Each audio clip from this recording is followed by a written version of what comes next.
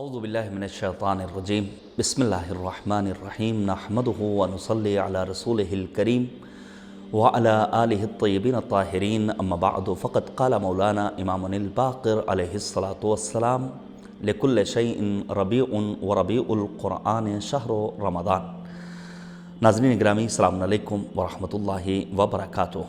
Graph agency ان دنوں مسلسل دینی معارف اور دینی تعلیمات پر مشتمل پروگرامز اور علماء کے لیکچرز اور مجالس اور دعاؤں کا خزانہ آپ تک پہنچا رہا ہے۔ میں رب کریم کی بارگاہ میں ان تمام افراد کے لیے توفیقات خیر کا خواہاں ہوں جو کسی بھی اعتبار سے دین کی راہ میں زحمتیں برداشت کر رہے ہیں۔ معبود ہم سب کے توفیقات خیر میں اضافہ فرما۔ بہرحال ماہ مبارک رمضان ماہ نزول قرآن کریم ہے۔ اس ماہ مبارک میں ہمیں یہ عہد کرنا ہوگا کہ ہمیں خود کو قرآن کریم سے مانوس کرنا ہے۔ بڑا بافضیلت مہینہ ہے ماہ مبارک رمضان، نواں اسلامی مہینہ ہے۔ قرآن مجید اسی مہینے میں نازل ہوا۔ تنہا وہ مہینہ جس کا نام قرآن مجید میں وہ یہی ماہ مبارک رمضان ہے۔ امام محمد باقر علیہ الصلاۃ والسلام نے ارشاد فرمایا لکل شیء ربیع وربیع القرآن شہر رمضان۔ ہر چیز کی ایک بہار ہے اور قرآن مجید کی بہار ماہ مبارک رمضان ہے۔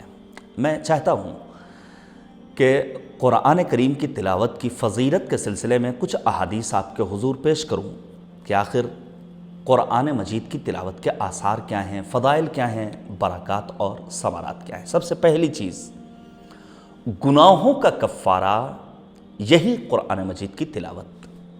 انسان صدق دل سے آداب تلاوت قرآن کریم کا لحاظ رکھتے ہوئے اگر قرآنی آیات کی تلاوت کرے تو یقیناً انسان کے گناہ معاف ہو جاتے ہیں۔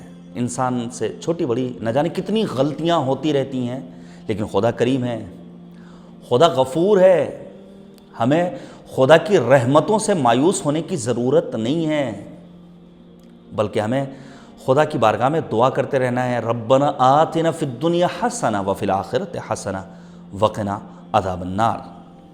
میں روایت پیش کروں، وسائل الشیعہ کی جلد نمبر 4 صفحہ نمبر 839 پر آیا ہے کہ قرآن پڑھو، قرآن مجید کی قراءت گناہوں کا کفارہ، آتش جہنم سے نجات کے لیے سپر اور الہی عذاب سے امان کا ذریعہ ہے۔ خدا ہمیں قرآن پڑھنے کی توفیق دے۔ البتہ پھر میں گزارش کروں گا، صرف اور صرف زیادہ پڑھ لینا یہ میراث نہیں ہے کہ انسان فخر کرے کہ اس سال ماہ مبارک رمضان میں چونکہ ویکینڈ لاک ڈاؤن بھی تھا، کووڈ کا قہر بھی تھا، فرصت بھی تھی، آفس بھی بند تھا، دوستوں کے ساتھ اٹھنا بیٹھنا بھی کم تھا، لہٰذا ہم نے 6 مرتبہ قرآن ختم کر لیا۔ یہ کمال نہیں ہے، بلکہ کمال یہ ہے کہ انسان قرآن مجید کو ترتیل کے ساتھ پڑھے۔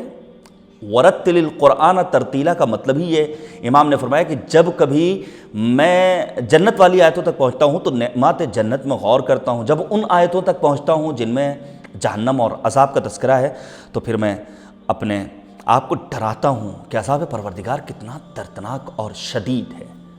ٹھہر کر پڑھنا، سمجھ کر پڑھنا، چند آیتوں کو ترجمے کے ہمراہ پڑھنا، تفکر و تدبر کے ہمراہ پڑھنا یقیناً انسان کے گناہوں کا کفارہ قرار پائے گا۔ یہ قرآن کا قراءت کرنا ایمان مکمل ہونے کا ذریعہ، یہی قرآن مجید کی تلاوت۔ امیر المؤمنین حضرت علی مرتضیٰ علیہ السلام فرماتے ہیں کہ قرآن مجید کی تلاوت ایمان کے مکمل ہونے کا ذریعہ ہے۔ ایک انسان جو اپنے آپ کو مومن کہے قرآن کی تلاوت نہ کرے وہ مومن تو ہوگا لیکن ایمان کے اس درجہ کمال تک نہیں پہنچ جائے گا جو کمال مطلوب ہے۔ اگر کمال ایمان کی منزلوں تک پہنچنا ہے تو انسان کو خود کو قاری قرآن بنانا پڑے گا۔ کسی بھی انسان کی ایمانی منازل کی ترقی کا راستہ قراءت قرآن سے ہو کر گزرتا ہے۔ انسان خود کو قرآن کا قاری تو بنا لے، انسان اپنے وجود کو پاکیزہ تو بنا لے۔ آج کے دور میں کوئی انسان، کوئی جوان، کوئی مرد و زن میں سے یہ کہتا ہوا نظر آئے کہ ہمیں قرآن پڑھنا نہیں آتا تو افسوس ہوتا ہے۔ علماء اپنا کام کر رہے ہیں، قرآن مجید کے سلسلے میں ایسے لیکچرز موجود ہیں کہ جسے الف با بھی نہیں آتا ہے وہ بھی چند گھنٹوں میں قرآن مجید کی تلاوت کی صلاحیت اپنے اندر پیدا کر سکتا ہے۔ رابطہ تو کرے انسان، علماء کے پاس جائے تو علماء سے دوستی کے لیے اپنے ہاتھ تو آگے بڑھائے۔ یہ جو دشمنوں کی سازش ہے، اس سازش کو بے نقاب کرنے کی ضرورت ہے کہ علماء سے دور رہیں ہمارے جوان۔ نہیں، اگر ایک جوان دین و دنیا کی کامیابی و کامرانی چاہتا ہے تو واحد ذریعہ کسی ایک درست صاحب الرائے، اور صاحب الرائے کی انگلی کو تھامنا، ایسے عالم کا ہاتھ پکڑنا جو خود دین کا پابند ہو، خوف خدا کی شمع کو اپنے دل میں سجانے والا ہو۔ اس کے علاوہ جو ایک اور فضیلت ہے وہ ہے قراءت قرآن کے ذریعے انسان خداوند کریم سے گفتگو کر سکتا ہے۔ آپ انصاف سے بتائیے، اگر آفس میں ایک ماتحت اپنے مافوق سے گفتگو کرے کتنا ناز کرتا ہے کہ آج باس سے ہم نے گفتگو کی۔ اگر ایک غلام اپنے مالک سے گفتگو کرے کتنا فخر کرتا ہے۔ ایک بندہ پروردگار اگر اپنے کریم مالک سے گفتگو کرے تو اس کے ناز کے لیے کافی ہے یا نہیں؟ پیغمبر اعظم حضرت محمد مصطفیٰ صلی اللہ علیہ وآلہ وسلم نے فرمایا کہ جو خدا سے ہم کلام ہونا چاہے اسے قرآن مجید کی تلاوت کرنی چاہیے۔ کنز العمال میں یہ روایت موجود ہے۔ علامہ اقبال کو شاعر مشرق کہا گیا۔ ڈاکٹر سر علامہ اقبال کہتے تھے جب میں خدا سے گفتگو کرنا چاہتا ہوں تو قرآنی آیات کو کھول کر بیٹھ جاتا ہوں اور گفتگو کی ہی لذت محسوس کرتا ہوں قرآنی آیات کی قراءت کے ذریعے۔ اس کے علاوہ وہ دور جس میں ہم اور آپ زندگی بسر کر رہے ہیں، وہ دور دکھاوے کا دور ہے، آرٹیفیشل لائٹ۔ لیکن حقیقت میں اگر قرآن کی تلاوت کی جائے تو گھر انسان کا منور ہو جاتا ہے۔ نوروا بیوتکم بتلاوت القرآن، جس گھر میں قرآن مجید کی تلاوت ہوتی ہے وہ گھر اہل آسمان کے لیے ویسے ہی چمکتا ہے جیسے زمین والوں کے لیے آسمان کے ستارے چمکا کرتے ہیں۔ اپنے گھروں کو منور کرو قرآن مجید کی تلاوت کے ذریعے۔ ہم خود بھی قرآن کی قراءت کے عادی بنیں، اپنے بچوں کو بھی قرآن کا قاری بنائیں، اور اس طرح اپنے گھروں کو آسمان والوں کے لیے منور بنائیں۔ قلبی بیماری سے نجات چاہیے تو ہمیں خود کو قاری قرآن بنانا پڑے گا۔ نبی اعظم نے فرمایا کہ تمہارے دل بھی لوہے کے مانند زنگ آلود ہو جاتے ہیں۔ سوال ہوا کہ یہ قلب پر لگنے والا زنگ کیسے ختم کیا جائے؟ اس موقع پر نبی اعظم حضرت محمد مصطفیٰ صلی اللہ علیہ وآلہ وسلم حبیب خدا نے ارشاد فرمایا تلاوت قرآن مجید کے ذریعے۔ نور نبوت کی شعاع سے اگر استفادہ کرنا ہے تب بھی انسان کو قرآن مجید کی قراءت کرنی ہوگی۔ جو شخص قرآن کی تلاوت کرے نور نبوت سے اس کا وجود فیضیاب ہوتا ہے، اس پر وحی نہیں نازل ہوتی ہے، گویا انسان نبی کا مرتبہ حاصل کر لیتا ہے۔ وحی نازل نہ ہونے کے باوجود خود کو اس مرتبے تک پہنچا سکتا ہے جس مرتبہ پر نبی اعظم حضرت محمد مصطفیٰ صلی اللہ علیہ وآلہ وسلم فائز تھے۔ جو انسان قرآن کی قراءت و تلاوت کرتا ہے وہ عظیم قدرت کا مالک ہوتا ہے۔ میں یاد کرنا چاہوں گا اس برس پھر ماہ مبارک رمضان کے ان عظیم لمحات میں شہید قاسم سلیمانی کو، حافظ قرآن تھے، محفل انس و قرآن میں پہنچتے ہیں، قاریان قرآن قرآن مجید کے ہاتھوں میں لے کر کے تلاوت کر رہے ہیں، لیکن شہید قاسم سلیمانی رضوان اللہ تعالیٰ علیہ حفظ سے قرآن مجید کی آیتوں کی تلاوت کرتے ہیں۔ یہ قدرت کہاں سے آتی ہے انسان کے پاس؟ قرآن کی قراءت کے ذریعے۔ قرآن کی تلاوت کرنے والے زندگی کے کسی محاذ پر پسپا نہیں ہوتے، شکست نہیں کھاتے، شکست سے دوچار نہیں ہوتے ہیں۔ قرآن مجید سنگر خدا کا نام ہے۔ رسول اعظم نے فرمایا کہ جس دور میں فتنوں میں اضافہ ہو، یہ دور فتنوں کا دور ہے، قرآن پر حملہ ہو رہا ہے۔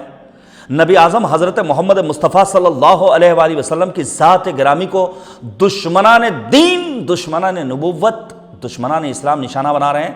ایسے دور میں جب فتنے سر چل کر بولیں، پیغمبر نے فرمایا کہ تمہیں خالص اسلام میں شناخت کی پریشانی ہو رہی ہو تو قرآن سے متمسک ہو جاؤ، اگر پہچاننا ہے کہ حق کیا ہے، باطل کیا ہے۔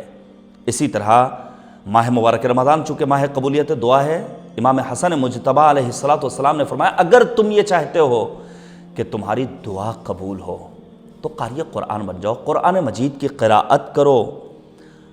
قراءت قرآن کرنے والی کی دعا بلا فصل خداوند عالم کی بارگاہ میں قبول ہوتی ہے۔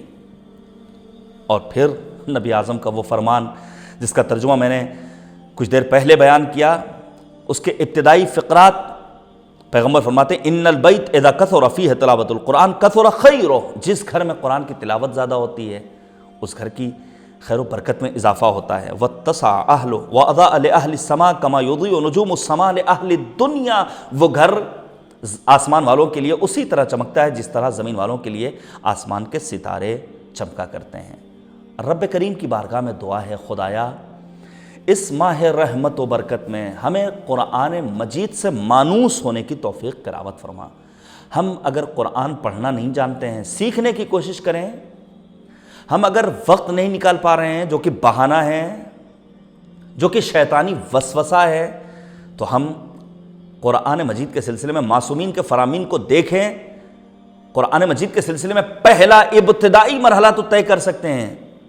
چند چیزوں کا دیکھنا عبادت پروردگار، خانہ کعبہ کو دیکھنا عبادت پروردگار، آب زمزم کو دیکھنا عبادت پروردگار، والدین کے چہرے کو دیکھنا عبادت پروردگار، ایک باعمل عالم کے چہرے کو دیکھنا عبادت پروردگار۔ اور پھر قرآن مجید کے سلسلے میں نبی نے فرمایا النظر الی المصحف عبادہ، قرآن مجید کو دیکھنا عبادت پروردگار۔ لہٰذا ہمارا جوان باوضو ہو کر قرآنی آیتوں کو نگاہوں کے سامنے لائے تو دیکھیے کیسے رحمت الہی اس کے شامل حال ہوتی ہے۔ قرآن دیکھنا عبادت ہے، قرآن مجید کا سننا عبادت ہے۔ صرف اور صرف ٹی وی پر پین ڈرائیو کے ذریعے موبائل میں قرآنی آیات کو لگا دینا کافی نہیں ہے، بلکہ اذا قرئ القرآن فاستمعوا لہ، غور سے سننا۔ سماع اور استماع میں فرق ہے، سماع یعنی سننا، استماع یعنی غور سے سننا۔ قرآن کہتا ہے جب قرآن کی تلاوت ہو رہی ہے صرف سننا نہیں ہے بلکہ غور سے سننا ہے۔ قرآن دیکھنا عبادت، قرآن سننا عبادت، قرآن کی قرأت کرنا عبادت، قرآن مجید کو ترتیل سے پڑھنا عبادت، قرآن مجید میں غور و فکر کرنا عبادت۔ اور پھر نبی اعظم کا وہ فرمان انی تارکم فیکم الثقلین کتاب اللہ وعطرتی اہل بیتی ما ان تمسکتم بہما لن تضلوا بعدی ولن یفترقا حتی یردا علی الحوض۔ دو گراں قدر چیزیں چھوڑ کر نبی گئے ہیں، قرآن مجید، اہل بیت طاہرین، ان دونوں سے متمسک ہونے والا راہ نجات، یہ دونوں ایک دوسرے سے جدا نہیں ہوں گے یہاں تک کہ حوض کوثر پر نبی اعظم سے ملاقات کریں۔ متمسک ہونے کا مطلب کیا ہے؟ متمسک ہونے کا مطلب یہ ہے کہ جدھر قرآن جا رہا ہے ادھر ہی ہمیں جانا ہے، جو قرآن کہہ رہا ہے ان کاموں کو انجام دینا ہے، جس کام سے قرآن روک رہا ہے اس کام سے اپنے آپ کو دور رکھنا ہے۔ قرآن مجید قلب پیغمبر پر نازل ہونے والی وہ کتاب جو آج مردوں سے مخصوص کر دی گئی، جو آج فقط تعویذ کے حد تک محدود کر کے رکھ دی گئی، جو آج ٹاکوں کی زینت بنا دی گئی، اس قرآن مجید کو واقعی پڑھنے کی ضرورت ہے۔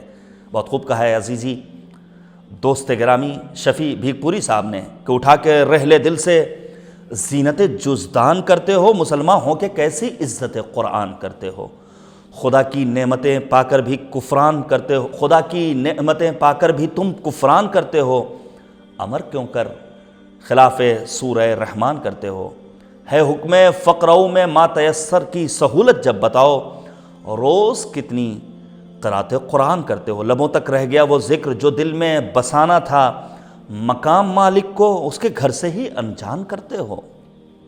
یہ دنیا قید خانہ ہے، رہا ہونے کی کچھ سوچو، کہاں ہو قید میں رہ کر بھی اطمینان کرتے ہو، تو کیوں دیتے نہیں بچوں کو تم تعلیم قرآنی؟ اگر پورا رسول اللہ کا فرمان کرتے ہو، بتانے کی ہوس کیوں ایک پل کو ایک صدی میں ہے سماعت، جبکہ کلو من علیہا فان کرتے ہو۔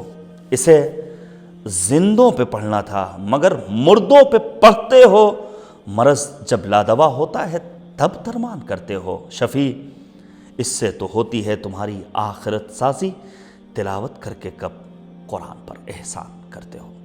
والسلام علیکم ورحمۃ اللہ وبرکاتہ۔